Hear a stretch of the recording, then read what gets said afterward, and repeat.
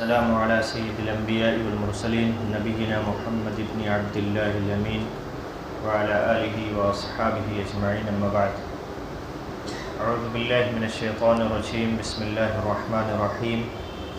قد افلح المؤمنون الذین هم فی صلاتهم خاشعون وقال فی مقام آخر فویل للمصلین الذین هم عن صلاتهم ساہون وقال النبی صلی اللہ علیہ وسلم صلوا کما رأیتمونی اصلی۔ محترم حاضرین، پچھلے درس میں آپ کو وضو اور غسل کا طریقہ بتایا گیا تھا اور آپ سے یہ وعدہ لیا گیا تھا کہ نماز کا پریکٹیکلی یا عملی طور پر طریقہ کیا ہے پڑھنے کا، اس کو سکھایا اور بتایا جائے گا۔ حالانکہ نماز پڑھنا ہر کسی کو آتا ہے اور نماز اکثر و بیشتر ہر انسان کیا کیا نماز میں پڑھا جاتا ہے، کیسے پڑھا جاتا ہے، وہ سب جانتا ہے۔ تو پھر کیا ضرورت ہے اس موضوع کو، اس ٹاپک کو اٹھانے کی؟ انسان اگر کوئی خطا کرتا ہے، کوئی غلطی کرتا ہے تو اللہ رب العالمین غفور رحیم ہے، رحمان الرحیم ہے، وہ معاف کر دے گا۔ کیا ایسا ہی ہے کہ ہم جیسے پڑھتے چلے آئے ہیں ویسے پڑھتے رہیں، بچپن سے جیسے سیکھتے آئے ہیں ویسے نماز ادا کر لیں، یا ہمارے معاشرے اور سوسائٹی میں جو طریقہ چلا آ رہا ہے اس کو اپنا لیں، یا ہمارے آباء و اجداد ہمارے گھر کے افراد جیسے پڑھتے ہیں ہم ویسے پڑھ لیں؟ پڑھ تو رہیں نماز ہی، اللہ کی عبادت ہی کر رہے ہیں، کہ اللہ رب العالمین ہر طریقے کی نمازوں کو قبول کر لے گا؟ ہرگز نہیں۔ اگر اللہ رب العالمین انسانوں کے طریقوں کو، جو انسانوں نے اپنایا ہوا ہے نماز میں الگ الگ طریقہ، اگر اللہ رب العالمین سبھی کو درست کر دے، سبھی کو اللہ رب العالمین قبول فرما لے، تو نبی کو بھیجنے کا پھر کوئی مطلب ہی نہیں رہا۔ نبی کے تعلق سے اللہ رب العالمین کا حکم یہ جو قرآن میں ہے، اطیعوا اللہ واطیعوا الرسول یا ما آتاکم الرسول فخذوہ، اس طریقے کی جتنی بھی آیتیں ہیں پھر بے معنی اور بے مطلب ہو جاتی ہیں۔ صحیح طریقہ تو یہ ہے کہ ہم اور آپ نماز پڑھیں تو اس چیز کا خاص خیال رکھیں کہ ہماری نماز نبی کے طریقے پر ہو رہی ہے یا نہیں۔ اگر نبی کریم صلی اللہ علیہ وسلم کے طریقے پر ہم نماز پڑھیں گے تو ہماری نماز قبول ہوگی، اور نبی کریم صلی اللہ علیہ وسلم کے طریقے سے ہٹ کر نبی کریم صلی اللہ علیہ وسلم کی مخالفت ہم جان بوجھ کر کریں گے کسی بھی معاملے میں، تو وہ عمل سوائے اس کے کہ ناقابل قبول، بلکہ الٹا یہ بھی ہو سکتا ہے کہ اللہ رب العالمین اس پر ہماری گرفت کرے، اور یقیناً کرے گا۔ تو ضروری ہے کہ اللہ کے نبی صلی اللہ علیہ وسلم کی نماز کا طریقہ ہم سیکھیں۔ نبی کریم صلی اللہ علیہ وسلم کی نماز کا طریقہ کیا تھا؟ آپ حدیث کی کوئی بھی کتاب اٹھا لیں، جو مشہور ہیں وہ 6 کتابیں ہیں، حالانکہ اس کے علاوہ اور بہت ساری حدیث کی کتابیں ہیں۔ کوئی بھی کتاب اٹھا لیں اور اس میں ایک چیپٹر آپ کو ملے گا کتاب الصلاۃ۔ کتاب الصلاۃ آپ پڑھیں گے تو انشاءاللہ نبی کریم صلی اللہ علیہ وسلم کی نماز کا طریقہ اس میں آپ کو مل جائے گا، اور وہ تمام طریقے جس پر لوگوں کا عمل ہے وہ احادیث بھی ملیں گی۔ لیکن ہمارے اور آپ کے زمانے میں سب سے بڑی سہولت یہ ہو گئی ہے کہ علماء نے ان احادیث کو کھنگالا ہے، ان احادیث پر محنت کی ہے، اور وہ احادیث کس درجے کی ہیں، عمل کے لائق ہیں بھی یا نہیں، اس پر انہوں نے باقاعدہ تحریر لکھ دی ہے۔ تو ہمارے آپ کے لیے بڑا آسان ہو گیا ہے نبی کریم صلی اللہ علیہ وسلم کے طریقے کو جاننا، اس کا علم حاصل کرنا اور اس کے مطابق زندگی گزارنا۔ صحیح بخاری کتاب الاذان اور کتاب الادب میں مالک بن حویرث رضی اللہ تعالیٰ عنہ کی حدیث ہے، کہتے ہیں کہ اتینا الی النبی صلی اللہ علیہ وسلم ونحن شبابۃ متقاربون، کہتے ہیں کہ ہم کچھ نوجوان جو قریب ہم ایک عمر کے تھے، ہم نبی کریم صلی اللہ علیہ وسلم کے پاس آئے، اور نبی کریم صلی اللہ علیہ وسلم کے پاس آنے کا مقصد یہ تھا کہ ہم دین اسلام کو سیکھیں، اسلام کے بارے میں ہم جانکاری حاصل کریں، اور پھر اس کے مطابق عمل بھی کریں اور اسی کی دعوت و تبلیغ بھی کریں۔ یہ ہماری بدقسمتی ہے کہ ہم جس دور میں جی رہے ہیں، ہم علم حاصل کرنے کا شوق ہمارے دلوں میں، اس کا جذبہ ہمارے دلوں میں نہیں رہتا، وہ تمام صحابہ کرام جو نوجوان تھے اور ہم عمر تھے، نبی کریم صلی اللہ علیہ وسلم کے پاس آئے اور کہتے ہیں فَقَمْنَا عِنْدَهُ 20 يَوْمًا وَلَيْلَةً، ہم لوگ صرف 1-2 گھنٹے نہیں، 2-4 دن کے لیے نہیں، بلکہ 20 دن اور 20 راتیں نبی کریم صلی اللہ علیہ وسلم کے پاس ٹھہرے۔ مقصد کیا تھا؟ علم سیکھنا، نبی کریم صلی اللہ علیہ وسلم کی لائی ہوئی شریعت کے بارے میں جانکاری حاصل کرنا۔ آج ہمارے لیے بڑا گراں گزرتا ہے جب ہم 10-20 منٹ، آدھا گھنٹہ یا پونی کلاک بیٹھ جاتے ہیں علم حاصل کرنے کے لیے۔ ہماری دنیا کی دولت، ہماری دنیا کی حرص اور لالچ، دنیا کی آرزو اور تمنا ہمیں دین اسلام سیکھنے پر آمادہ نہیں کرتی، بلکہ ہمیں گھٹن محسوس ہوتی۔ جو ٹائم کسی بھی عالم کو دیا جاتا ہے فکس ٹائم، اس سے 10-5 منٹ اوپر ہونے لگتا ہے تو ہمارے دلوں میں کھلبلی مچنے لگتی ہے اور اکتاہٹ محسوس ہونے لگتی ہے۔ اور بہت سارے لوگ تو عجیب عجیب حرکتیں کرتے ہیں کہ جس سے صاف ظاہر ہوتا ہے کہ اب یہ سننا نہیں چاہتے، اب سنا کر کوئی مطلب نہیں، بار بار گھڑی کی طرف دیکھتے رہنا یا تھوڑا بہت اشارہ کرتے رہنا کہ ٹائم زیادہ ہو گیا ہے وغیرہ وغیرہ ہوتا رہتا ہے۔ حالانکہ یہ تمام صحابہ کرام اپنے اہل و عیال سب کو چھوڑ کے آئے تھے، نبی کریم صلی اللہ علیہ وسلم کے پاس 20 دن اور 20 راتیں ٹھہرے۔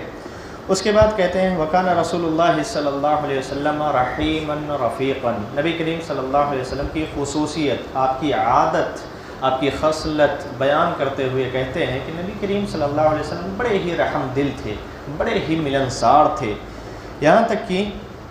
فلما ظن أن قد اشتهينا أهلنا أو قد اشتققنا سألنا عمن تركنا بعدنا، کہتے ہیں کہ جب نبی کریم صلی اللہ علیہ وسلم کو ایسا لگا کہ ہم لوگ اپنے اہل و عیال میں جانے کا اشتیاق یا شوق رکھتے ہیں یا ارادہ کرتے ہیں، تو نبی کریم صلی اللہ علیہ وسلم نے ہم لوگوں سے پوچھا کہ عمن ترکنا بعدنا، تم لوگ اپنے بعد اپنے پیچھے کس کو چھوڑ کے آئے ہو؟ تم یہاں آئے ہو اپنے گاؤں میں، اپنے محلے میں جہاں سے تم آئے ہو، وہاں کون کون ہے تمہارے خاندان میں یا اہل و عیال میں، تمہارے گھر میں اور کون کون ہے؟ تو ان تمام صحابہ کرام نے اپنے اپنے بارے میں بتایا ہوگا، جو بھی بتایا ہوگا، والدین ہیں، بہن ہیں، بھائی ہیں، بیوی ہیں، بچے ہیں، جس کو جو بتانا تھا بتایا۔ اللہ کے نبی صلی اللہ علیہ وسلم سے انہوں نے کہا فاخبرنا، جب ہم نے آپ صلی اللہ علیہ وسلم کو خبر دیا، قال، اللہ کے نبی صلی اللہ علیہ وسلم نے کہا ارجعوا الی اہلیکم، جاؤ اب تم لوگ اپنے گاؤں چلے جاؤ، اپنے اہل و عیال میں چلے جاؤ اور وہیں رہو، فاقیموا فیہم، انہی کے درمیان رہو، وعلموہم ومروہم، اور انہیں تعلیم دو، جو کچھ سیکھ کے جا رہے ہو اس کی تعلیم انہیں دینا، ومروہم، اور جو کچھ تم نے سیکھا ہے اس پر عمل کرنے کی بھی انہیں حکم دینا، وذکر اشیاء احفظها او لا احفظها وصلوا كما رأيتموني اصلی۔ اس حدیث کے راوی ہیں مالک کے بارے میں ابو قلابہ رضی اللہ تعالیٰ عنہ کہتے ہیں کہ مالک رضی اللہ تعالیٰ عنہ کے تعلق سے کہتے ہیں کہ انہوں نے بہت ساری چیزوں کا تذکرہ کیا کہ ہم نے کیا سیکھا کیا نہیں سیکھا، کچھ چیزیں تو مجھے یاد ہیں اور کچھ چیزیں میں بھول گیا۔ ہاں، مالک بن حویرث رضی اللہ تعالیٰ عنہ نے یہ بھی کہا تھا کہ نبی کریم صلی اللہ علیہ وسلم جب ہم لوگ جانے لگے تو یہ بھی کہے وصلوا کما رأیتمونی اصلی، نماز ویسے ہی پڑھنا جیسے مجھے پڑھتے ہوئے دیکھے ہو، یہاں آئے ہو جیسے مجھے نماز پڑھتے ہوئے دیکھے ہو ایسے ہی وہاں جا کر نماز پڑھنا۔ اور اس چیز میں، اس حکم میں مرد و خواتین سب شامل ہیں، عورتوں کے لیے الگ طریقہ، مردوں کے لیے الگ طریقہ نبی کریم صلی اللہ علیہ وسلم نے نہیں بیان فرمایا۔ کچھ ایسے مسائل ہوں گے، کچھ ایسی اعمال ہیں جس میں مرد و خواتین کی تھوڑی بہت تفریق ہے، ورنہ اعمال جو نماز ہے، روزہ ہے، حج ہے، زکوٰۃ ہے، وہ تمام طریقے جیسے مرد ادا کریں گے ویسے خواتین بھی اس کو ادا کرتی ہیں۔ نماز کے کسی بھی رکن میں مرد و خواتین کا الگ طریقہ نہیں ہے۔ اور آگے اللہ کے نبی صلی اللہ علیہ وسلم نے کہا فَإِذَا حَضَرَتِ الصَّلَاةُ فَلْيُؤَذِّن لَكُمْ أَحَدُكُمْ وَلْيَؤُمُّكُمْ أَكْبَرُكُمْ، اور جب تم میں نماز حاضر ہو جائے، یعنی نماز کا وقت ہو جائے، تو تم میں سے کوئی ایک اذان دے دے اور تم میں کا جو بڑا ہو وہ نماز پڑھائے۔ اس بڑے میں بہت ساری چیزیں دوسری احادیث سے آتی ہیں کہ جس کو سب سے زیادہ قرآن یاد ہو، بہترین قرآن کا عالم ہو، اور دوسرے شرائط نبی کریم صلی اللہ علیہ وسلم نے بیان فرمائے ہیں۔ تو نبی کریم صلی اللہ علیہ وسلم کا یہ فرمانا صلو کما رأیتمونی اصلی، اس بات کی دلیل ہے کہ کسی بھی مسلمان کے لیے جائز نہیں ہے، درست نہیں ہے کہ وہ اپنے طریقے پر نماز ادا کرے یا اپنے خاندان والوں کو دیکھ کر نماز ادا کرے یا جس مسلک، جس فرقے میں وہ رہتا ہے اس مسلک کے اعتبار سے نماز ادا کرے۔ اس کی قطعاً کوئی گنجائش نہیں ہے، بلکہ ہر مسلمان کے لیے لازمی ضروری ہے کہ وہ ویسے ہی نماز ادا کرے جیسے نبی کریم صلی اللہ علیہ وسلم نے نماز سکھلائی ہے۔ نبی کریم صلی اللہ علیہ وسلم کا طریقہ نماز کیا تھا؟ وہ آپ صحیح بخاری وغیرہ کی کتابوں میں آپ باقاعدہ اس کو دیکھ سکتے ہیں۔ اور اللہ کے نبی صلی اللہ علیہ وسلم نے نمازوں کے فضائل بیان کیے، صفوں کے فضائل، اذان کے فضائل، ان تمام چیزوں کا نبی کریم صلی اللہ علیہ وسلم نے باقاعدہ فضیلت بیان کی ہے۔ اللہ کے نبی صلی اللہ علیہ وسلم نے کہا لو یعلمون ما فی النداء، اگر لوگوں کو معلوم ہو جائے، لو یعلم الناس ما فی النداء، اگر لوگوں کو معلوم ہو جائے کہ ندا میں کیا ثواب ہے، یعنی اذان میں کیا ثواب ہے، اس کا اجر کتنا ہے، اس کی فضیلت کتنی ہے، اسی طریقے سے والصف الاول، اور صف اول میں پہلی صف کا کیا مرتبہ ہے، کیا مقام ہے، پہلی صف میں کھڑے ہونے والے نمازیوں کے لیے کیا اللہ رب العالمین نوازے گا، انعام کیا دے گا، اگر لوگوں کو معلوم ہو جائے ثم لم یجدوا الا ان یستہموا علیہ لاستہموا علیہ، تو لوگ اگر ان کو پہلی صف نہ ملے یا اذان کا موقع نہ ملے، ان کو قرآن اندازی کرنا پڑے تو قرآن اندازی کریں، لیکن اذان اور پہلی صف میں ہر کوئی کوشش کرے گا کہ میں پہلے آ جاؤں۔ اذان کی فضیلت کے بارے میں آپ جانتے ہیں کہ اذان کی فضیلت تو سب سے پہلی یہ ہے کہ قیامت کے دن مؤذن کی گردن سب سے زیادہ لمبی ہوگی، اور مؤذن کے تعلق سے ہر چیزیں گواہی دیں گی کہ اس نے اللہ کی توحید کا اعلان کیا تھا، نبی کریم صلی اللہ علیہ وسلم کی رسالت کا اعلان کیا تھا، لوگوں کو نماز کی طرف اس نے بلایا تھا، لوگوں کو کامیابی کی طرف بلایا تھا، ہر چیز مؤذن کے بارے میں گواہی دے گی۔ اور اللہ کے نبی صلی اللہ علیہ وسلم نے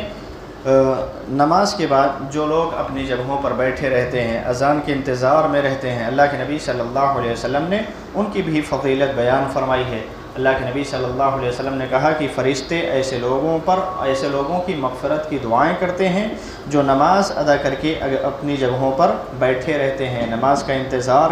کرتے رہتے ہیں۔ فرشتے ان کے بارے میں کہتے ہیں اللہم اغفر لہ، اللہم ارحمہ، اللہ ان کی مغفرت کر دے، اللہ ان پر رحم فرما۔ یہ فضیلت ہے، اور ہمارے اور آپ کے درمیان اس کے بالکل برعکس، اس کے اپوزٹ الٹا معاملہ دکھائی دیتا ہے۔ ادھر امام نے سلام پھیری، ادھر ہم اور آپ نکل بھاگتے ہیں۔ نبی کریم صلی اللہ علیہ وسلم کا طریقہ یہ ہوا کرتا تھا کہ نماز کے مکمل ہو جانے کے بعد آپ ذکر و اذکار کیا کرتے تھے، اللہ کی تکبیر، اللہ کی تحمید، اللہ کی حمد و ثنا بیان کیا کرتے تھے، اور بہت ساری دعائیں اللہ کے نبی صلی اللہ علیہ وسلم سے بہت سارے اذکار ثابت ہیں، ان تمام کو ہمیں بھی اپنانا چاہیے اور ذکر و اذکار کا اہتمام کرنا چاہیے۔ اور نمازوں کے تعلق سے ایک بہت بڑی فضیلت یہ ہے کہ اگر انسان نماز کی فکر کرتا رہتا ہے تو اللہ کے نبی صلی اللہ علیہ وسلم کی حدیث کے مطابق جو صحیح بخاری اور صحیح مسلم میں ہے، ایک قیامت کے دن جب کوئی سایہ نہیں ہوگا، اللہ رب العالمین اپنے سائے میں ایسے انسان کو جگہ دے گا جن کا دل مسجد سے لگا ہوا رہتا ہے، جو نمازوں کی فکر لیے بیٹھے رہتے ہیں۔ اللہ کے نبی صلی اللہ علیہ وسلم نے 7 قسم کے لوگوں کا تذکرہ کیا، اس میں ایک ایسا بھی شخص ہوگا وَرَجُلٌ قَلْبُهُ مُعَلَّقٌ فِي الْمَسَاجِدِ، ایسا انسان جس کا دل مسجد سے لٹکا ہوا ہو۔ ظہر پڑھ کے جا رہے ہیں تو عصر کی فکر ہے، کتنے بجے کی ہے اذان، کتنے بجے کی ہے جماعت، عصر پڑھ کے جا رہے ہیں تو مغرب کی فکر، مغرب پڑھ لیے تو عشاء کی فکر، عشاء پڑھ لیے تو فجر کے انتظار میں یا فجر کا کیا ٹائم ہے اس کے لیے ابھی سے تیاری چلتی رہتی ہے۔ لیکن ہمارا اور آپ کا معاملہ اس کے بالکل اپوزٹ اور واقعی میں الٹا ہے کہ ہم نمازوں سے بھاگتے ہوئے دکھائی دیتے ہیں۔ اذان ہو جاتی ہے تو شیطان ہمارے دلوں میں یہ وسوسہ ڈالتا ہے تو ابھی 15 منٹ کے بعد جماعت ہوگی، 15 منٹ کے چکر میں ہمارا 20 منٹ نکل جاتا ہے اور ہماری 1-2 رکعت بھی نکل جاتی ہے، ہمیں اس کا احساس نہیں ہوتا۔ بہت سارے افراد تو ایسے ہوتے ہیں تو کہ کانٹینیو لگاتار ہر نماز میں ان کی 1-2 رکعت چھوٹی رہتی ہے، حالانکہ یہ غلط طریقہ ہے۔ کبھی آپ کسی کام میں پھنسیں، کسی مجبوری کی وجہ سے نہیں پہنچ سکے تو الگ بات ہے، لیکن کوشش یہ ہونی چاہیے کہ آپ صف اول میں تکبیر اولیٰ کا اہتمام کرنے والے نمازی بنیں، کیونکہ قرآن کریم میں یا نبی کریم صلی اللہ علیہ وسلم نے جہاں کہیں بھی نماز پڑھنے کا حکم دیا ہے وہاں نماز قائم کرنے کا حکم ہے۔ اقیم الصلاۃ، نماز کو قائم کرو۔ نماز کیسے قائم کیا جاتا ہے؟ نبی کریم صلی اللہ علیہ وسلم کا طریقہ جہاں ہم اور آپ نمازوں کے اندر اپناتے ہیں، ہمیں نماز کے باہر بھی اپنانی چاہیے، یعنی نماز کی فکر ہونی چاہیے، صف اول کی فکر ہونا چاہیے، تکبیر اولیٰ کا اہتمام ہونا چاہیے۔ ہماری کوشش یہ ہونی چاہیے کہ ہم اقامت سے پہلے، کم سے کم اقامت سے پہلے تو آئیں، اگر اذان سے پہلے نہ آ سکے۔ ہماری مسجدیں بالکل خالی رہتی ہیں، اقامت ہو جاتی ہے، امام صاحب نماز پڑھانا شروع کر دیتے ہیں، چند افراد ہوتے ہیں، لیکن جیسے وہ ٹائم نکلتا جاتا ہے اور نماز اپنے آخری مقام تک پہنچتی رہتی ہے، جب امام صاحب سلام پھیرتے ہیں تو وہ بھی بیچارے اچنبھے میں رہ جاتے ہیں، اتنی پبلک، اتنے مصلی کہاں سے گئے؟ جماعت کھڑی ہوئی تو 4 لوگ، سلام پھیرا جا رہا ہے تو 2 صف ہوئی ہے، اور اکثر و بیشتر لوگ مسبوق، یعنی ان کی نمازیں کچھ نہ کچھ رہ جاتی ہیں، امام کے پیچھے مکمل نماز، مکمل رکعتیں ان کو نہیں ملتی۔ یہ غلط طریقہ ہے، ہمیں اور آپ کو اس کا خاص خیال رکھنا چاہیے۔ نماز کا طریقہ کیا ہے؟ نماز کا طریقہ جاننے سے پہلے سب سے پہلی چیز تو یہ ہے کہ اللہ کے نبی صلی اللہ علیہ وسلم کی حدیث کے مطابق لا تقبل صلاۃ بغیر طہور، بغیر وضو کے نماز نہیں ہوتی، بغیر طہارت کے، بغیر وضو کے نماز نہیں ہوتی۔ وضو کا ہونا شرط ہے۔ وضو کا طریقہ پچھلے درس میں نے آپ کو بتایا تھا۔ پھر جب ہم اور آپ نماز کے لیے آتے ہیں تو سب سے پہلی چیز تو یہ ہوتی ہے وضو کر لیے، نماز کی نیت کا ہونا ضروری ہے، اور ہر انسان اگر مسجد میں آتا ہے یا کہیں بھی وضو کرتا ہے تو اس کے دل میں ارادہ ہوتا ہے کہ ہم وضو کس لیے کر رہے ہیں، کس نماز کے لیے کر رہے ہیں، اور اس کے دل میں یہ بھی بات ہوتی ہے کہ یہ نماز کتنی رکعت پڑھی جائے گی، اور یہ بھی ہوتا ہے سلام پھیر دینے کے بعد پھر سنت پڑھنا نہیں پڑھنا، یہ دل میں ہوتا ہے، انسان کے دل میں ہوتا ہے، نہیں ہمیں بعد میں پڑھنا ہے، گھر جا کے، دکان جا کے بعد میں پڑھنا ہے، جلدی میں ہوں، اس کے دل میں ہوتا ہے، نکل جاتا ہے، اور جس کو پڑھنا رہتا ہے وہ بھی دل میں ہوتا ہے۔ تو نماز کے لیے جو نیت کی جاتی ہے، کسی بھی چیز کے لیے جو نیت کی جاتی ہے، نیت دل کے ارادے کا نام ہے، دل میں جو ارادہ پیدا ہوتا ہے اسی کا نام نیت ہے۔ اگر زبان سے ادا کر رہے ہیں تو یہ نیت کرنا نہیں ہوا، یہ نیت پڑھنا ہوا، نیت پڑھنا ہوا، نیت پڑھنے کا ثبوت نہیں ہے، نیت کرنے کا دل کا ارادہ کا ثبوت ہے۔ اگر واقعی میں نماز میں جو نیت لوگ کرتے ہیں اور جو رواج ہے، اگر نیت اتنی ہی ضروری ہے، زور سے کہا جائے، تو ایسے لوگوں کے لیے ہر کام میں نیت زور سے ہونی چاہیے، صرف نماز میں کیوں؟ صرف نماز میں کیوں؟ روزوں میں ہونا چاہیے، اسی طریقے سے حج اور عمرہ میں جائیں تو وہاں بھی ہونا چاہیے، زکوٰۃ ادا کرنے لگے تو وہاں بھی ہونا چاہیے، اسی طریقے سے جنازے وغیرہ کی نماز میں بھی ہونا چاہیے، ہر جگہ پھر ان کو نیت کرنا چاہیے، وضو ہو، غسل ہو، زور سے بول کے نیت کرنی چاہیے، حالانکہ ان کو بھی معلوم ہے زور سے نیت یہ پڑھنا ہوا، نیت کرنا نہیں ہوا۔ بہرحال اس کے بعد اگر ہم صفوں میں آتے ہیں تو صفوں کے بارے میں اللہ کے نبی صلی اللہ علیہ وسلم کا حکم ہے سووا صفوفکم فإن تصفیۃ الصفوف من اقامت الصلاۃ۔ نبی کریم صلی اللہ علیہ وسلم کا حکم ہے کہ اپنی صفوں کو درست کر لیا کرو، اپنی صفوں کو درست کر لیا کرو، کیونکہ صفوں کی درستگی نماز کی درستگی ہے۔ اور صحیح بخاری کی دوسری روایت کے مطابق نبی کریم صلی اللہ علیہ وسلم نے حکم دیا سووا صفوفکم، اپنی صفوں کو درست کر لیا کرو، فإنی اراکم من وراء ظہری، کیونکہ میں اپنے پیچھے سے بھی، اپنی پیٹھ کے پیچھے سے بھی تمہیں دیکھتا ہوں۔ یہ نبی کریم صلی اللہ علیہ وسلم کا معجزہ تھا، پیچھے آپ کی آنکھیں نہیں تھیں جس کی وجہ سے آپ کو دکھائی دیتا تھا، بلکہ اللہ کی طرف سے آپ کو دکھایا جاتا تھا۔ یہ اللہ کے نبی صلی اللہ علیہ وسلم کے تعلق سے اللہ کا معجزہ اللہ رب العالمین نے آپ کو دیا تھا۔ اس کے بعد صحابی رسول کہتے ہیں کان یلزق احدنا منکبہ بمنکب صاحبہ وقدمہ بقدمہ، جب اللہ کے نبی صلی اللہ علیہ وسلم کا یہ حکم ہوا تو ہمارا معاملہ یہ ہوا کرتا تھا، کان احدنا یلزق وکان یلزق احدنا منکبہ بمنکب صاحبہ وقدمہ بقدمہ، اور عربی پڑھنے والے تمام طلبہ یہ جانتے ہیں کہ کانا جب مضارع پر داخل ہوتا ہے تو استمرار، یعنی کسی کام کے کانٹینیو ہونے کا یہ بتاتا ہے۔ تو کانا یلزق، ہم ہمیشہ ایسا ہی کرتے تھے کہ اپنے بھائی کے جو بازو میں دائیں بائیں مصلی ہوتے تھے ان کے قدم سے قدم اور کندھے سے کندھا ملا لیا کرتے تھے، جبکہ ہمارا معاملہ یہ ہوتا ہے کہ ہم صفوں میں کھڑے ہوتے ہیں تو بہت سارے لوگ ایسے ہوتے ہیں جو قدموں کو یا تو بہت زیادہ پھیلا لیتے ہیں یا بہت زیادہ سمیٹ لیتے ہیں، یا قدم کو ملاتے ہیں تو صرف کنارے والی انگلیاں جو ہوتی ہیں اس کو ملا لیتے ہیں، حالانکہ یہ صف کی درستگی نہیں ہے۔ صف کی درستگی یہ ہے کہ آپ سیدھے ہوں، آپ کا قدم آپ کے کندھے سے باہر نہ نکلا ہو، نہ اندر کو سمٹا ہوا ہو، بلکہ کندھے کے برابر، ہر انسان کی اپنی ہائٹ کے اعتبار سے کندھے کے برابر اور پاؤں سیدھا رکھے، اور قدم سے قدم، کندھے سے کندھا اسی وقت ملے گا جب انسان اپنے کندھے کے برابر قدم کو اور سیدھا رکھے۔ اگر ایسا نہیں کرتے ہیں تو بعد میں بڑی دشواریاں ہوتی ہیں۔ صف میں جب ہم کھڑے ہوتے ہیں تو ایسا لگتا ہے چلو سب سیدھے کھڑے ہیں، صحیح ہیں، لیکن جو ہم نماز کو آگے کی طرف بڑھتے ہیں، 3-4 رکعت والی نماز ہوتی ہے، آخر میں ایسا ہوتا ہے کافی فاصلہ ہو جاتا ہے، صرف انگلیاں ہی ملی رہتی ہیں، یا بعض اوقات لوگ کھسک کے امام کی طرف آ جاتے ہیں تو بازو والا اپنی جگہ سے ہلنے کی کوشش بھی نہیں کرتا، اپنی جگہ پر کھڑا رہتا ہے۔ یہ غلط طریقہ ہے، نبی کریم صلی اللہ علیہ وسلم کا طریقہ یہ نہیں ہے۔ نبی کریم صلی اللہ علیہ وسلم کے حکم کے مطابق ہمیں کندھے سے کندھا اور قدم سے قدم ملانا چاہیے، اور اللہ کے نبی صلی اللہ علیہ وسلم نے اس پر بڑی تاکید کی ہے۔ کئی ایک احادیث نبی کریم صلی اللہ علیہ وسلم نے اس تعلق سے بیان فرمائی ہے، اور اللہ کے نبی صلی اللہ علیہ وسلم نے کہا سد الفرج فإن الشیاطین تدخل بین المسلمین فی الفرج کالاولاد الغنم، جو خالی جگہیں بیچ میں ہوتی ہیں ان کو پر کر لیا کرو، اور اس کو خالی جگہ نہ چھوڑا کرو، کیونکہ شیطان کا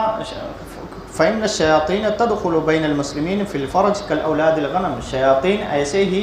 ان جگہوں پر گھومتے ہیں جیسے بکری کے بچے، تو ہم اپنی صفوں کے درمیان کبھی بھی جگہ خالی نہ چھوڑیں۔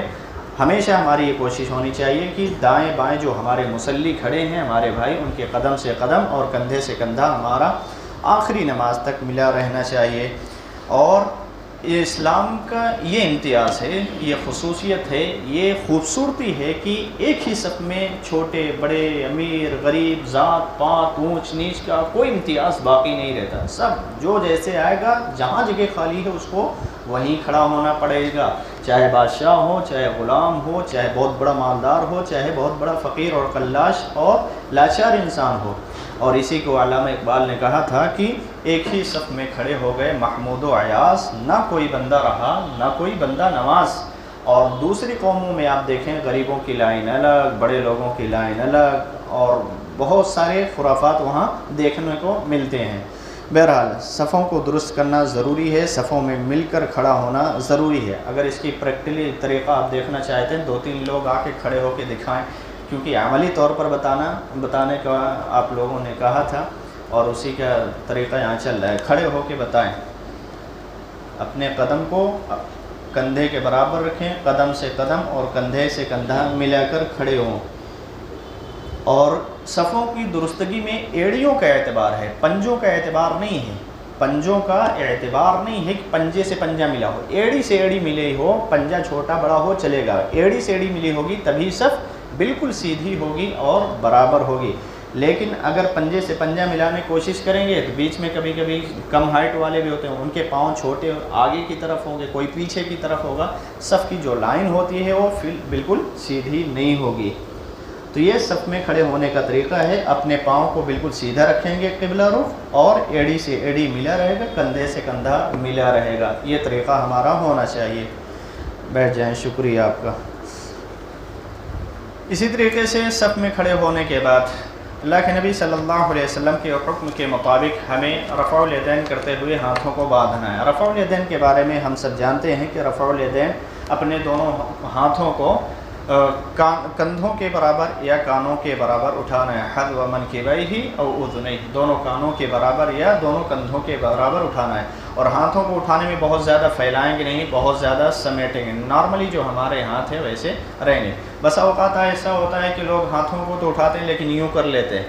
یہ غلط طریقہ ہے۔ اپنے ہاتھوں کو کندھے کے برابر اٹھائیں یا کانوں کے برابر، کان کو چھونے والی کوئی حدیث صحیح نہیں ہے، کانوں کے برابر اٹھائیں یا کندھے کے برابر اٹھائیں، اس کے برابر اٹھانے کا حکم ہے۔ اور یہ جو طریقہ چلتا ہے اسٹائل والا، یہ غلط طریقہ ہے، نبی کریم صلی اللہ علیہ وسلم کی یہ حدیث کے خلاف ہے۔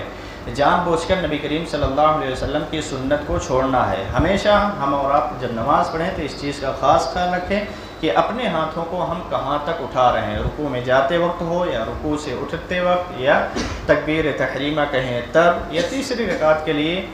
کھڑے ہوں تب ہم جب تک اپنے ہاتھوں کو اٹھائیں، کندھے کے برابر یا کانوں کے برابر اٹھا کے تب اپنے ہاتھوں کو باندھیں۔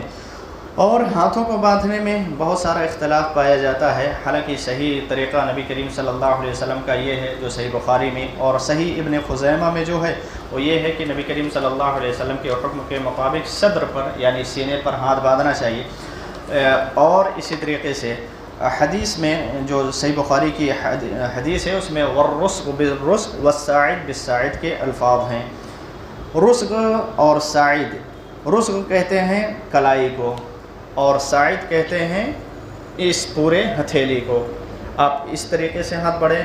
رکھیں، وضع کا بھی الفاظ آیا ہے، اسی طریقے سے قبضہ پکڑنے کا بھی حکم ہے۔ تو آپ جیسے چاہیں تو ایسے رکھے رہیں، چاہیں تو ایسے کر لیں، چاہے تو ہتھیلی پہ رکھیں، لیکن اگر اس طریقے سے کر لیتے ہیں تو صحیح بخاری کی حدیث کے مطابق بالکل آپ کا درست ہے، یا ایسے بھی کرتے ہیں تو کوئی حرج کی بات نہیں ہے۔ اور ناف کے نیچے والی جتنی احادیث آتی ہیں وہ کوئی بھی صحیح نہیں ہے۔ تو اپنے ہاتھوں کو رکھیں یا اپنے ہاتھوں کو باندھیں۔ اسی طریقے سے جب اپنے ہاتھوں کو باندھ لیں، رفع الیدین کر کے صف میں آپ کھڑے ہو گئے یا اکیلے نماز پڑھ رہے ہیں، اس کے بعد نماز شروع کریں گے کہاں سے؟ بہت سارے لوگوں کو تو یہ بھی دیکھا گیا ہے نماز شروع کرنے سے پہلے جب اقامت ہو جاتی ہے یا اکیلے نماز پڑھنے آتے ہیں تو بسم اللہ پڑھ کر تب کہتے ہیں اللہ اکبر۔ غلط طریقہ، نماز شروع کرنے سے پہلے بسم اللہ نہیں ہے، بلکہ اللہ اکبر کہے، ہاتھ باندھ لیے، اب ثنا پڑھنا ہے۔ ثنا دونوں نبی کریم صلی اللہ علیہ وسلم سے ثابت ہے، جو عام لوگوں کے درمیان مشہور ہے، سبحانک اللہم وبحمدک وتبارک اسمک وتعالی جدک ولا الہ غیرک، یا اللہم باعد بینی وبین خطایائی کما باعدت بین المشرق والمغرب، اللہم نقنی من الخطایا کما ینقی الثوب الابیض من الدنس، اللہم اغسل خطایائی بالماء والثلج والبرد۔ معنی کے اعتبار سے آپ دیکھیں تو بہت زیادہ اہمیت کی حامل ہے یہ دعا جو بڑی ہے، اللہم باعد بینی، یہ بخاری و مسلم دونوں میں ہے اور سبحانک اللہم ابو داؤد میں ہے۔ تو یہ معنی کے اعتبار سے بہت پیاری اور جامع دعا ہے، اللہم باعد بینی و بین خطایائی کما باعدت بین المشرق والمغرب، اللہ مجھے اور میرے گناہوں کے درمیان کوئی بھی گناہ ہو اتنی دوری کر دے جتنی دوری مشرق اور مغرب میں ہے، جتنی دوری پورب اور پچھم میں، پورب کا لاسٹ ڈھونڈنے جائے انسان کی زندگی ختم ہو جائے اور پچھم کا آخر کیا ہے ڈھونڈنے جائے تو انسان کی زندگی ختم ہو جائے، شاید پورب اور پچھم کی انتہا اس کو نہ ملی، اتنی دوری ہمارے اور ہمارے گناہوں کے درمیان کر دے۔ اللہم نقنی من الخطایا کما ینقی الثوب الابیض من الدنس، اللہ ہمارے گناہوں کو ایسے دھو دے جیسے سفید کپڑا دھل دیا جاتا ہے، ثوب الابیض من الدنس، ہمارے گناہوں کو ایسے دھو دے جیسے سفید کپڑا میل کچیل سے دھل دیا جاتا ہے۔ اگر رنگین کپڑا ہو تو آپ اکثر و بیشتر، ہماری فطرت ہے یا گھر میں جو بھی دھلتے ہیں فطرت ہے، اگر رنگین کپڑا ہو تھوڑا بہت داغ لگا رہتا ہے، بہت زیادہ محنت نہیں کی جاتی، کیوں؟ وہ چھپ جانے والا ہے، دکھتا نہیں دور سے۔ اور سفید کپڑا ہو تو ذرا سے خون کا دھبا بھی لگا ہو تو اس پر بڑی محنت کرتے، آلہ ڈالتے یا کوئی بھی لیکوڈ ڈالتے، صابن لگاتے، رگڑ کے اس کو دھلنے کی کوشش کرتے، کیوں؟ یہ سفید ہے، دور سے دکھے گا۔ تو کتنی بہترین دعا، اللہ ایسے گناہ ہیں یعنی مکمل طور سے مجھے گناہوں سے پاک و صاف کر دے۔ اللہم نقنی من الخطایا کما ینقی الثوب الابیض من الدنس، اللہم اغسل خطایائی بالماء والثلج والبرد، اللہ ہمارے گناہوں کو پانی سے، برف سے اور اولے سے دھل دے، یعنی اللہ ہمیں گناہوں سے بالکل پاک و صاف کر دے، ہمارے جسم میں یا ہماری زندگی میں ذرا بھی گناہ نہ رہے۔ یہ بہترین دعا ہے۔ اچھا، ہم لوگوں کی نمازیں ہمیں فائدہ نہیں دیتی یا نمازوں میں ہمارا دل نہیں لگتا، اس کی ایک وجہ یہ بھی ہے کہ ہم نماز میں جو کچھ پڑھتے ہیں اس کا معنی مطلب ہمیں معلوم نہیں ہوتا، معلوم نہ ہونے کی وجہ سے ہمارا دماغ ادھر ادھر چلا جاتا ہے، ہم اللہ کے سامنے کیا کہتے ہیں ہمیں اس کا پتہ بھی نہیں ہوتا۔ اور جتنے بھی گناہ کرتے ہیں اکثر و بیشتر اس کی وجہ یہی ہے، اللہ سے جو اقرار کر کے ہم جاتے ہیں ہمیں معلوم ہی نہیں ہوتا اور باہر جا کے ہم بھول جاتے ہیں۔ بے شمار ہیں مسلمان شرک کرتے ہیں، کیوں کرتے ہیں؟ مسجد سے باہر نکلنے کے بعد یا غوث المدد یا علی المدد کیوں کہتے ہیں؟ انہوں نے نماز میں کیا اقرار کیا، کیا اللہ کے سامنے کہا، کس چیز کا وعدہ کیا، بھول جاتے ہیں۔ نماز میں بس رسمی طور پر سورۃ الفاتحہ میں کہہ دیتے ایاک نعبد وَإِيَّاكَ نَسْتَعِينُ، ہم تیری ہی عبادت کرتے ہیں اور تجھ سے ہی مدد مانگتے ہیں۔ صرف رسمی طور پر ایک پڑھنے کا طریقہ اس لیے پڑھ لیتے ہیں، لیکن معنی مطلب پر کبھی غور نہیں کرتے۔ اگر غور کر لیں تو ان کا نفس، ان کا دل ان کو خود ٹوکے، یہ کیا کرنے جا رہے ہو؟ کس کو مدد کے لیے پکار رہے ہو؟ کس کے سامنے سجدہ کر رہے ہو؟ ابھی تو تم نے اللہ کے سامنے یہ کہا تھا کہ اللہ تجھ سے ہی ہم مدد چاہتے ہیں، تیری ہی عبادت کرتے ہیں، عبادت کسی اور کے لیے کیوں کر رہے ہو؟ سجدہ ایک عبادت ہے، کسی اور کے سامنے کیوں کر رہے ہو؟ تو ان کی نماز، ان کا یہ طریقہ جو وہ غور و فکر کریں گے نماز میں، ان کو روکے اور ٹوکے، لیکن کبھی غور نہیں کرتے، جس کی وجہ سے ہر جگہ سر جھکاتے رہتے ہیں، ہر غیر کو مدد کے لیے پکارتے رہتے ہیں۔ بہرحال سورۃ الفاتحہ کے بارے میں آپ سب کو معلوم ہے کہ ثنا پڑھ لینے کے بعد اعوذ باللہ اور بسم اللہ پڑھا جاتا ہے، کیونکہ اللہ رب العالمین کا حکم ہے فَإِذَا قَرَأْتَ الْقُرْآنَ فَاسْتَعِذْ بِاللَّهِ مِنَ الشَّيْطَانِ الرَّجِيمِ، جب قرآن پڑھنے جاؤ تو اعوذ باللہ من الشیطان الرجیم پڑھا کرو، تعوذ پڑھا کرو، یہ اللہ رب العالمین کا حکم ہے۔ تو اب آپ ثنا کے بعد کیا شروع کریں گے؟ قرآن کی آیت یعنی سورۃ الفاتحہ، تو اس سے پہلے اعوذ باللہ اور بسم اللہ پڑھ لینا زیادہ اچھا اور بہتر ہے، پڑھنا چاہیے۔ اس کے بعد کوئی بھی نماز ہو، اکیلے پڑھ رہے ہوں، جماعت کے ساتھ پڑھ رہے ہوں، نفل ہو، سنت ہو، تہجد ہو، اشراق ہو، چاشت ہو، عیدین کی ہو، استسقاء ہو، کوئی بھی نماز ہو،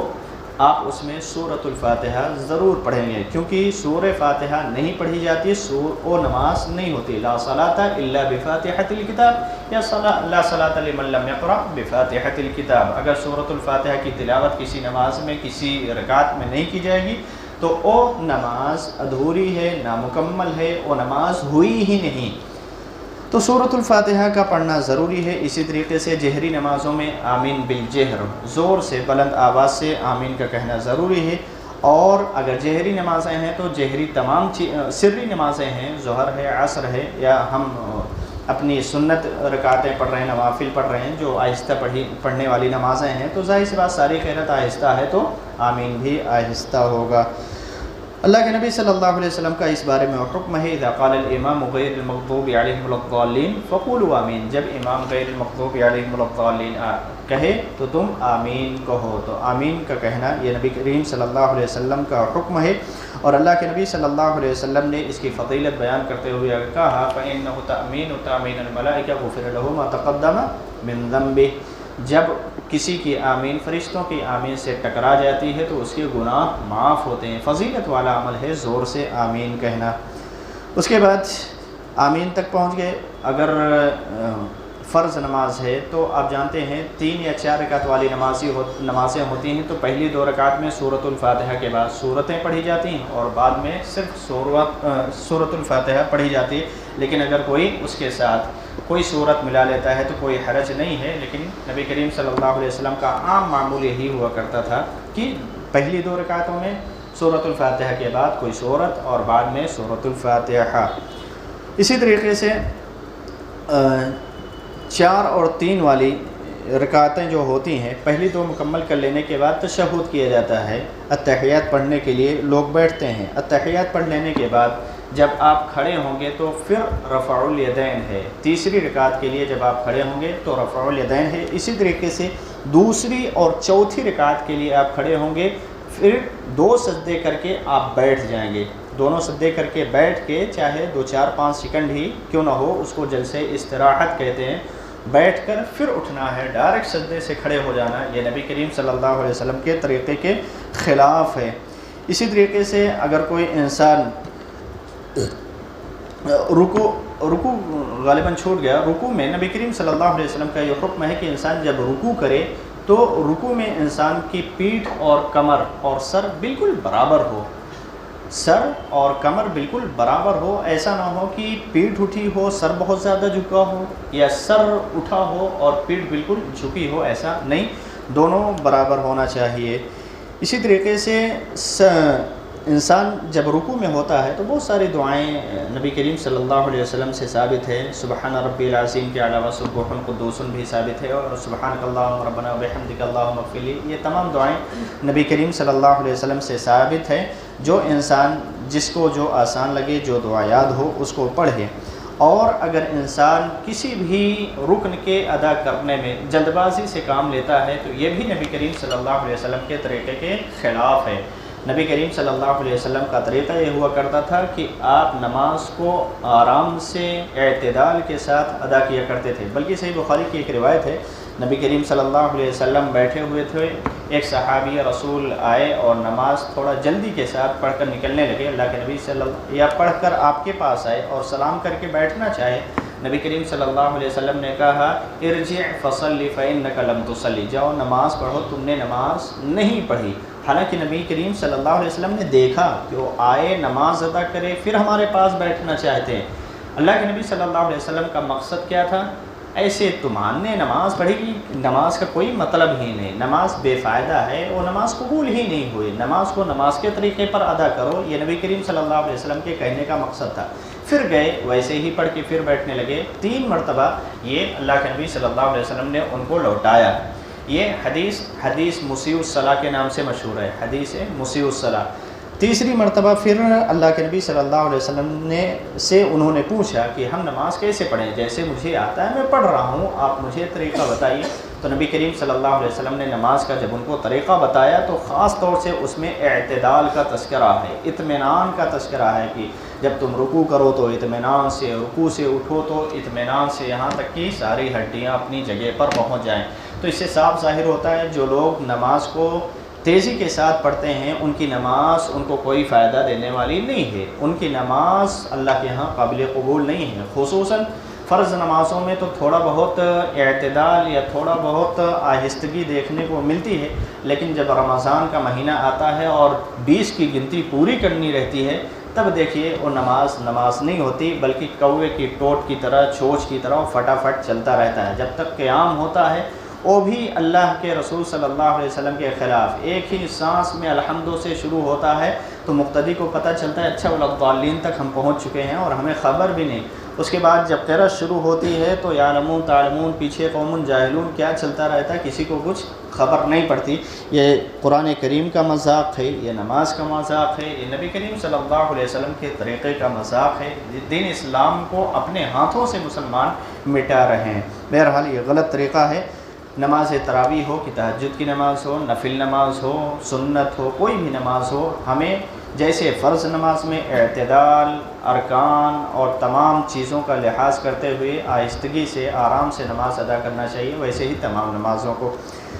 رکوع کے بعد کھڑے ہونے میں آپ کو معلوم ہے کہ اللہ کے نبی صلی اللہ علیہ وسلم نے ایک صحابی رسول کے بارے میں جب انہوں نے ربنا ولک الحمد زور سے کہا تھا، آپ نے فضیلت بیان کی تھی۔ رکوع سے کھڑے ہو جانے کے بعد کیا پڑھنا ہے؟ سمع اللہ لمن حمیدہ۔ ہمیں معلوم ہے اچھا سمع اللہ لمن حمیدہ چلتا ہے، آج تک شاید مجھے بھی بہت کافی دنوں بعد معلوم چلا تھا صحیح لفظ کیا ہے۔ سمیع اللہ لمن حمیدہ، یہ صحیح الفاظ ہے۔ ہم سمیع اللہ لمن حمیدہ، سمیع اللہ لمن حمیدہ، ہمیں سمجھ بھی نہیں آتا ہم کیا کہتے ہیں۔ اللہ نے اس کی سن لی، سمیع اللہ نے اس کی سن لی، لمن حمیدہ جس نے اس کی تعریف کی۔ تعریف اللہ رب العالمین کی جو کرے گا اللہ اس کی سنے گا۔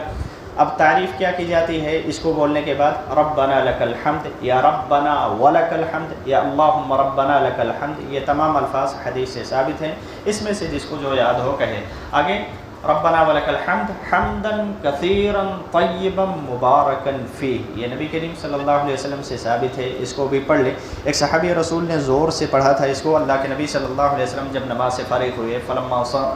انصرف، جب نبی کریم صلی اللہ علیہ وسلم نماز مکمل کر کے مقتدیوں کی طرف متوجہ ہوئے، اور اللہ کے نبی صلی اللہ علیہ وسلم کا طریقہ یہ تھا کہ جب بھی آپ نماز پڑھاتے نماز سے فارغ ہو جانے کے بعد اپنے منہ کو مصلیوں کی طرف کر لیا کرتے تھے۔ آج ہمارے معاشرے اور سوسائٹی میں بہت ساری مساجد میں ایسا ہوتا ہے کہ امام صاحب جب تک دعا نہیں کرا لیں گے، اور رسمی دعا کوئی اللہ رب العالمین کی طرف سے عبادت کو سمجھ کر یا واقعی میں جیسے نبی کریم صلی اللہ علیہ وسلم نے دعا کرنے کا حکم دیا ہے اس طریقے پر نہیں، بس رسمی طور پر کہ یہ نماز سے جڑا ہوا مسئلہ ہے، اگر اس کو نہیں کریں گے تو مصلی خفا ہو جائیں گے، مصلی ہم سے ناراض ہو جائیں گے، یا ہمارا وظیفہ بند ہو جائے گا، کیا ان کا مقصد ہوتا ہے اللہ بہتر جانے۔ جب تک دعا نہیں کرا لیتے ان کی ہمت نہیں مصلیوں کی طرف منہ کر لیں۔ بہرحال مصلیوں کی طرف مڑنا جانتے ہیں، اور رسمی دعا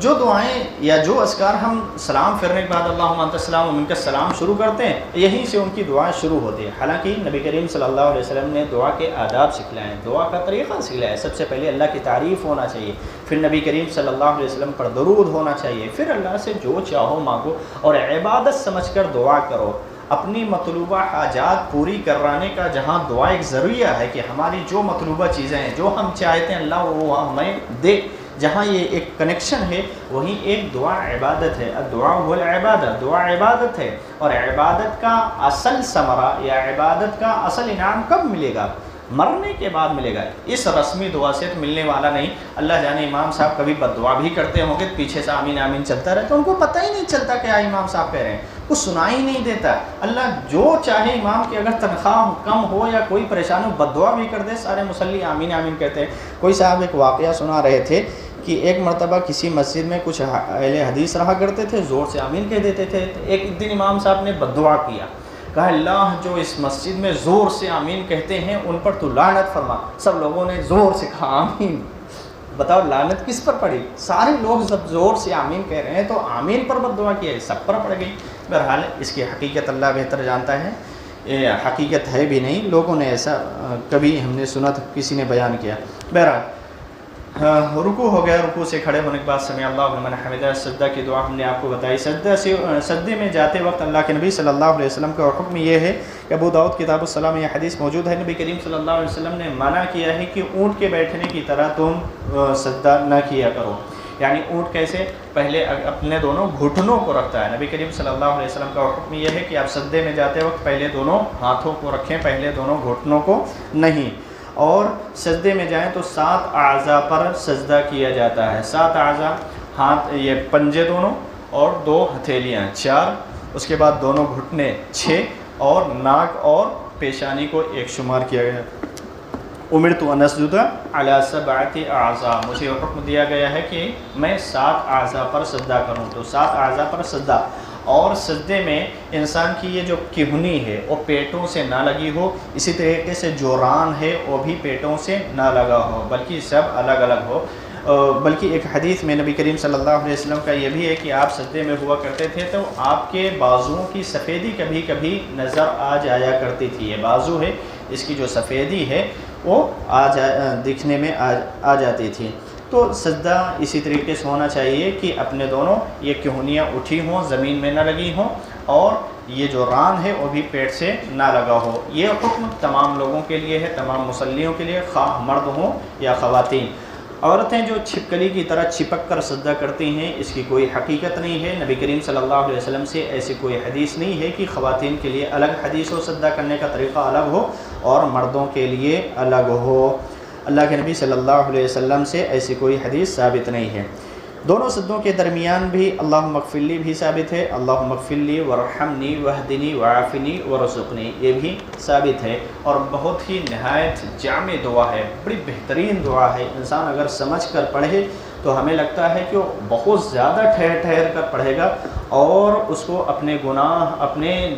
اللہ کی نافرمانیاں جو کرتا ہے اس کو یاد آئے گا. جب کہے گا اللہم اغفر لی، اللہ میری مغفرت کر دے. کیوں مغفرت کر دے؟ اس کو اپنے گناہ، اپنی غلطیاں یاد آئیں گی. ورحمنی، اللہ میرے اوپر رحم کر دے. واہدنی، اللہ مجھے ہدایت دے. وعافنی، اللہ مجھے عافیت دے. ورزقنی، اللہ مجھے رزق دے، روزی دے. یہ دعا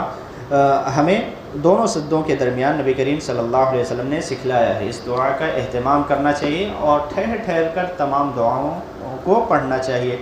نبی کریم صلی اللہ علیہ وسلم کا یہ طریقہ نماز تھا. اور آپ صلی اللہ علیہ وسلم جب یہ 1 رکعت کے پورے ہو جانے کے بعد ساری رکعتیں اسی طریقے سے پڑھی جائیں گی، اور آخر میں جب نبی کریم صلی اللہ علیہ وسلم کو سلام پھیرنا ہوا کرتا تھا تو نبی کریم صلی اللہ علیہ وسلم تورک کیا کرتے تھے. تورک کیا ہوتا ہے؟ تورک یہ ہوتا ہے کہ انسان جب بیٹھے سلام پھیرنے کے لیے تو اپنے بائیں پاؤں کو داہنے قدم کے نیچے سے نکال کر باہر کی طرف نکالے اور بیٹھے. یہ تورک کہلاتا ہے. کوئی بھائی بیٹھ کر دکھائیں، اسی طرف منہ کرنا تاکہ پیچھے سے دکھے. یہ ہے تورک. یہ پنجے کھڑے ہوں گے اور یہ بایاں پاؤں ہے داہنے پاؤں کی پنڈلی کے نیچے سے باہر نکلا ہوا اور بیٹھے ہوئے ہیں. نبی کریم صلی اللہ علیہ وسلم کا جب سلام پھیرنا ہوتا تھا تو آپ تورک کیا کرتے تھے. اور دعاؤں میں نبی کریم صلی اللہ علیہ وسلم سے جو ثابت ہے التحیات ہے، جس کو تشہد کہتے ہیں، درود شریف ہے، اور دعائے معثور اللہم انی ظلمت نفسی، یہ ابو بکر صدیق رضی اللہ تعالی عنہ نے آپ سے سوال کیا تھا کہ اللہ کے نبی صلی اللہ علیہ وسلم ہمیں کوئی دعا سکھلائیے جو ہم نماز میں پڑھا کریں، تو اللہ کے نبی صلی اللہ علیہ وسلم نے یہ دعا سکھلایا تھا، اللہم انی ظلمت نفسی ظلمًا کثیرا، اللہ ہم نے اپنے نفس پر بہت زیادہ ظلم کیا ہے، ولا یغفر الذنوب الا انت، اور تیرے سوا کوئی گناہوں کو معاف کرنے والا نہیں ہے، فاغفر لی مغفرۃ من عندک، تو اپنے خاص رحم و کرم سے، خاص فضل سے میری مغفرت فرما دے، انک انت الغفور الرحیم، تو معاف کرنے والا اور رحم کرنے والا ہے۔ اس کے بعد نبی کریم صلی اللہ علیہ وسلم سے ایک دعا اور ثابت ہے، عائشہ رضی اللہ تعالی عنہ اس حدیث کی راویہ ہیں، اسے بخاری کی روایت ہے، اللہ کے نبی صلی اللہ علیہ وسلم نے 4 چیزوں سے اور پناہ مانگنے کی دعا سکھلائی، اللہم انی اعوذ بک من عذاب القبر وأعوذ بك من فتنة المسيح الدجال وأعوذ بك من فتنة المحيا والممات اللهم إني أعوذ بك من المأثم والمغرم، اللہ میں تیری پناہ چاہتا ہوں قبر کے عذاب سے، قبر کے عذاب سے تیری پناہ چاہتا ہوں، تو مجھے قبر کے عذاب سے بچا لینا، مسیح الدجال، دجال کے فتنے سے اللہ تو مجھے محفوظ رکھنا، اسی طریقے سے زندگی اور موت کی آزمائشوں سے، فتنے سے تو مجھے محفوظ رکھنا، اسی طریقے سے اللہم انی اعوذ بک من المأثم والمغرم، اللہ میں تیری پناہ چاہتا ہوں گناہ اور قرض سے، گناہ اور قرض سے تو میری حفاظت فرما۔ یہ نبی کریم صلی اللہ علیہ وسلم سے ثابت شدہ دعائیں ہیں، اور سلام پھیرنے سے پہلے انسان جو دعائیں اس کو چاہے وہ پڑھ سکتا ہے، اور بہت ساری دعائیں نبی کریم صلی اللہ علیہ وسلم سے ثابت ہیں، انسان کو یاد ہو تو ان دعاؤں کا بھی اہتمام کر سکتا ہے۔ اس کے بعد انسان سلام پھیرے گا، السلام علیکم ورحمۃ اللہ، السلام علیکم ورحمۃ اللہ، پہلے داہنی طرف پھر بائیں طرف، اور سلام پھیرنے میں صرف آنکھوں سے اشارہ نہیں کیا جائے گا بلکہ گردن گھمائی جائے گی، اور نگاہوں کا سلام پھیرتے وقت کوئی خاص مقام نہیں ہے، بلکہ نماز کے اندر جو خاص مقام ہے، آپ نماز کے اندر ہیں تو ساری نماز کے اندر آپ کی نگاہ کہاں رہے گی؟ سجدے کی جگہ پر، اور جب التحیات تشہد پڑھنے کے لیے بیٹھیں گے یا سلام پھیرنے کے لیے تو آپ کی نگاہ شہادت کی انگلی پر ہوگی، شہادت کی انگلی پر اس وقت نگاہ ہوگی جب آپ سلام پھیرنے کے لیے بیٹھیں یا تحیات کے لیے بیٹھیں، باقی تمام نمازوں میں آپ کی نگاہ سجدے کی حالت پر ہوگی، سجدے کی جگہ پر ہوگی، سجدے کی جگہ پر ہوگی، تو جب آپ رکوع کریں گے تو اس وقت آپ کی کمر اور سر بھی برابر رہے گا، لیکن نگاہ اگر آپ پاؤں کی طرف کریں گے یا اور کہیں کریں گے تو ہو سکتا ہے کہ یہ رکوع میں جو اللہ کے نبی صلی اللہ علیہ وسلم کا حکم ہے کہ کمر اور سر برابر ہو، شاید کہ اس میں خلل ہے۔ ایک بار رکوع کر کے کوئی بتائے، سر اور کمر بالکل سیدھا ہونا چاہیے، نہ اوپر نہ نیچے، جی، یہ گھٹنوں کو مضبوطی سے پکڑیں گے، ہاتھ کو بالکل سیدھا رکھیں گے، اور ہاتھ کو ٹیڑھا کر کے دکھائیے اس طرف دونوں، یہ غلط طریقہ ہے، یہ جو نکالتے ہیں غلط طریقہ ہے، یہ بالکل سیدھا ہوگا، سر اوپر کریے، اوپر، یہ غلط طریقہ، سر بہت زیادہ جھکائیے اور بالکل برابر مت اور جھک جائیے، یہ بھی غلط طریقہ، اسی طریقے سے پیٹھ اوپر رہتی ہے، سر